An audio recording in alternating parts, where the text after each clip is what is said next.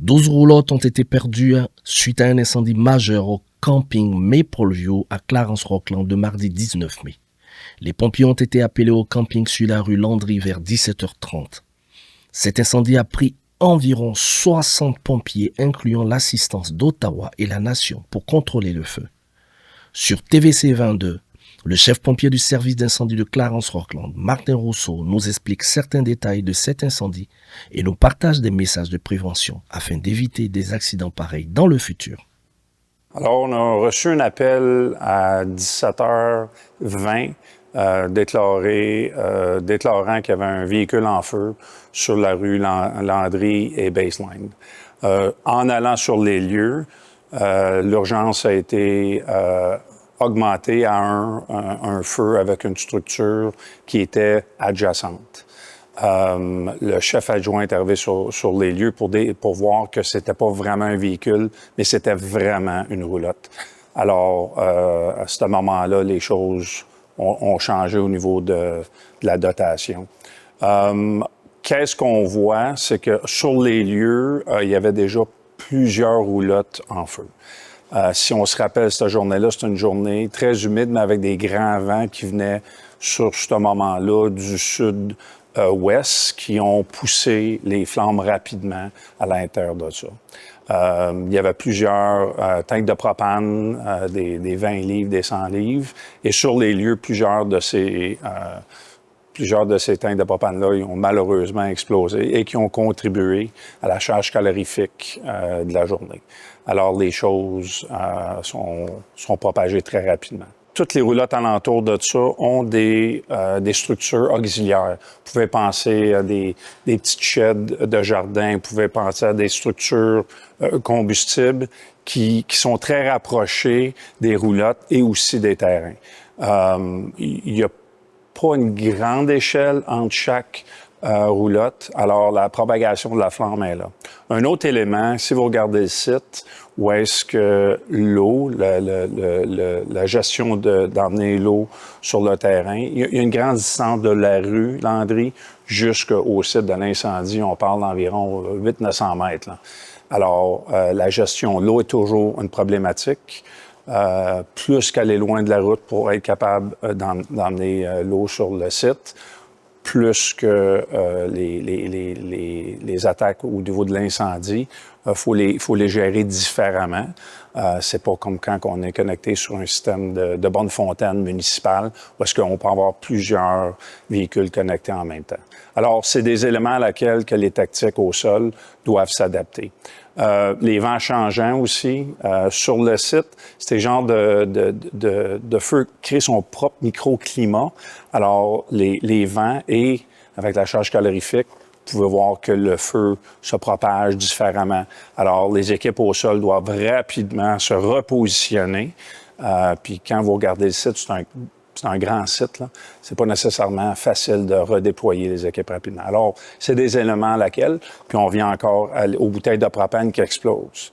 Alors, on a plusieurs pompiers qui ont enlevé ceux qui pouvaient aller... Combien de pompiers environ ont dû intervenir ce jour-là? On avait environ 60 pompiers sur les lieux, avec environ 10 pièces d'équipement. On a eu la chance, on a demandé l'assistance de la municipalité de la Nation et de la Ville d'Ottawa, qu'on remercie d'ailleurs. Dans les endroits plus ruraux, il y a toujours un risque au niveau d'avoir une propagation de la flamme plus rapide, étant donné qu'il n'y a pas de bonne fontaine. Comment qu'on mitige ça? C'est d'avoir des véhicules citernes qui sont capables d'emmener de l'eau sur les lieux. Dans ce cas-là, oui, bien qu'un système de bonne fontaine aurait aidé, ne sont pas requis nécessairement pour ces sites-là. Je sais qu'il y avait eu des questions concernant le lac à côté.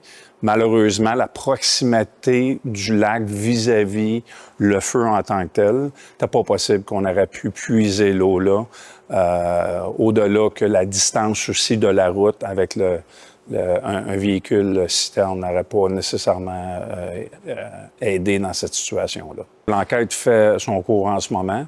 On a des entrevues qui ont pris part la journée même, hier. Il va probablement en avoir aujourd'hui. Notre inspecteur, investigateur est là. Par la suite, on va faire le bilan. Comme vous pouvez imaginer, je ne sais pas si vous avez vu le site en tant que tel, pour éteindre tous les feux couvants. On a été obligé d'utiliser une pelle mécanique pour bouger les piles de métal, essentiellement. À partir de ce moment-là, où est-ce qu'on va être capable de reconstruire la scène et baser beaucoup avec les témoignages des personnes qui étaient sur le site ou même qui ont pris des photos, ça nous aide toujours. C'est dur, on va probablement trouver l'endroit d'origine, ça c'est pas mal sûr, mais la cause en tant que telle, on va essayer de la diminuer avec ce que les faits vont nous donner. Il y a deux choses qui se passent en ce moment. Alors, de prévoir quand est-ce que l'investigation va se faire, va se clore, ça va prendre encore quelques semaines, il n'y a aucun doute. Il y a de l'analyse à faire là.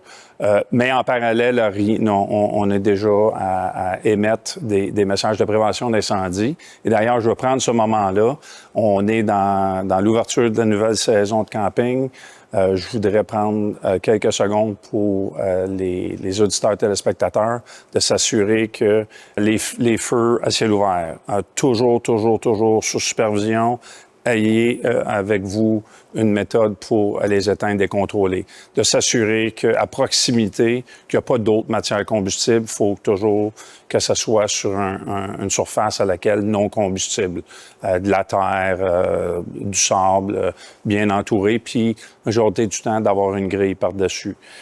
Concernant les barbecues, les charcoals, c'est la même chose. Il n'y a pas d'enfants qui jouent alentour, toujours à au minimum 1 mètre, 3 pieds d'une surface combustible, et la même chose au minimum, là, environ 2 mètres au-dessus de ces endroits-là.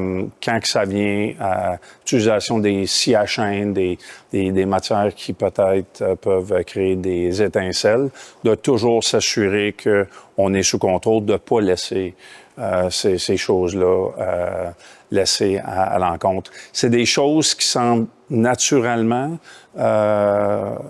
devraient être du gros bon sens, mais dans certains cas, c'est nouveau, la nouvelle saison, on a oublié les bonnes pratiques. De jour aussi, si vous êtes des voisins de certains de vos sur un camp ou même à la maison, de garder un œil là, des fois là. Des fois, il y a des feux de broussailles. On en a eu cette semaine, la semaine dernière, où il y a une intervention d'un bon samaritain, un voisin. Alors, gardez l'œil ouvert. La matière verte, les feuilles sont pas encore toutes poussées. Alors, tout ce qui était dormant de l'automne est encore très combustible. Alors, je vous remercie. Merci, chef Rousseau. Mesdames et messieurs, nous étions à la caserne des sapeurs-pompiers de Rockland et nous avons eu l'honneur de parler avec le Fire Chief, chef Rousseau. Avec son équipe, sont intervenus vaillamment le 19 mai pour maîtriser le feu qui est apparu au camping Maple View. Alors, le conseil que le chef nous donne, c'est que nous sommes en période estivale et qu'il faut que chacun puisse donner un coup de main à l'autre en regardant ne serait-ce que chez son voisin, en faisant attention pour éviter ce genre de surprise. Et si vous avez besoin de plus d'informations pour la sécurité, le sapeur-pompier de Rockland est totalement disponible pour vous donner toutes les consignes et toutes les applications qu'il faut pour que vous puissiez faire face à tout imprévu. Guy Calou, TVC 22, Rockland.